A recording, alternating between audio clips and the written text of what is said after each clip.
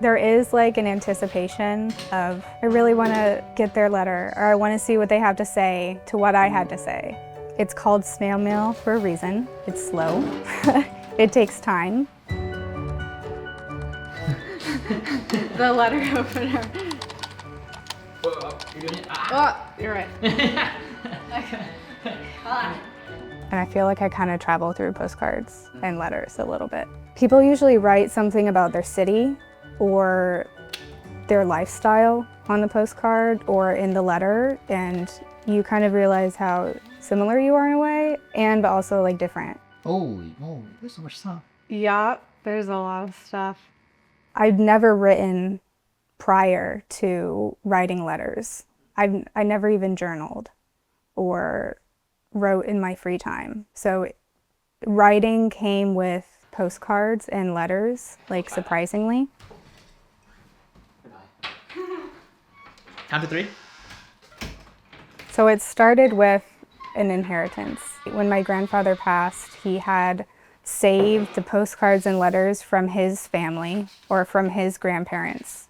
And I have this pretty massive collection of postcards from around the world from years and years ago. He also collected stamps, so I have a large collection of vintage stamps and modern stamps. And when I kind of had this collection in my hands, I was like, I don't want to let it sit in a box. Let me like write a letter to or send a postcard. The very first thing I did, voluntarily send letters to like nursing homes. So I saw something about that online, and I'm like, well, I have a bunch of stamps and I have a bunch of postcards and letters. Let me do that. At some point, I wanted a reply because you don't really get replies from that. And I found that through social media, there's actually a massive community of people who pen pal with others.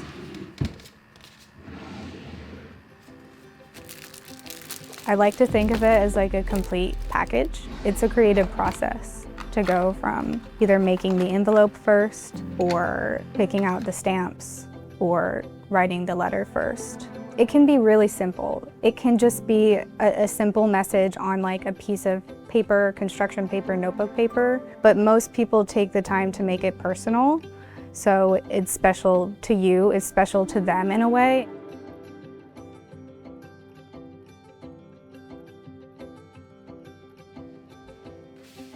I typically start my letter by telling the person where I am. I'm at a coffee shop and I see this view and there are people walking by and it's raining. Or I'm sitting at my desk and I've just got finished doing this today. And then I go into what I'd like to say, whether that be answering specific questions or topics that were like discussed in the last letter, or starting something new based on what I experienced that day. Sometimes I don't know where I'm starting my letter, but it flows from like the moment I like focus and like write the first sentence.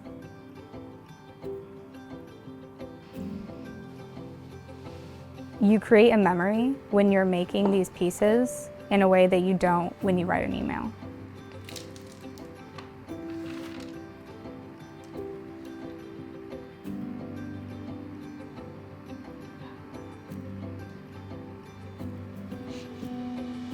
You need to lick them or anything? No, these are sticky. Sometimes it takes me hours to write a letter.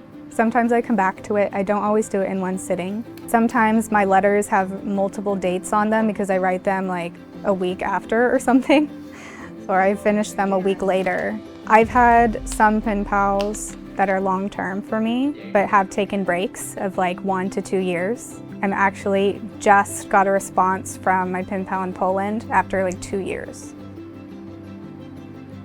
Letters finished whenever you want it to be, really. I do write longer letters. I try to really think about what the other person is saying and like respond to most of the points or the questions that they asked in the letter in order to like feel like I'm actually having a conversation with them. I have accumulated many supplies. I think the most essential part of this is the stamp itself, because it facilitates actually being sent through the Postal Service. There's so many subsets of hobbies within letter writing. There's people who collect stamps and study the history of it. I can like address it to you or maybe write your name. No, I want it to be a surprise. Like a complete surprise. See how messy it gets? Like my clean desk. It's not guaranteed. You hope it's guaranteed because you spent this time on this, but there are several letters and postcards that have never made it to me or to the destination.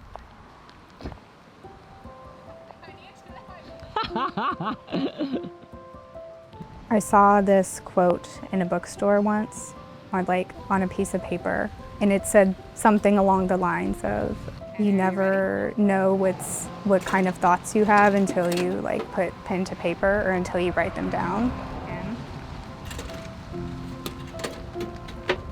Okay, this is yours. Shit. You ready? This is yours. Wait, audio. Okay, go for it. I'm dropping it in.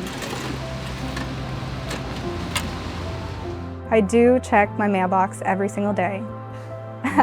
And I think being in this hobby, you love to check your mailbox because it's not just bills, it's not just junk mail, it's like really beautiful things from around the world. So it's like I'm keeping your memories in a way.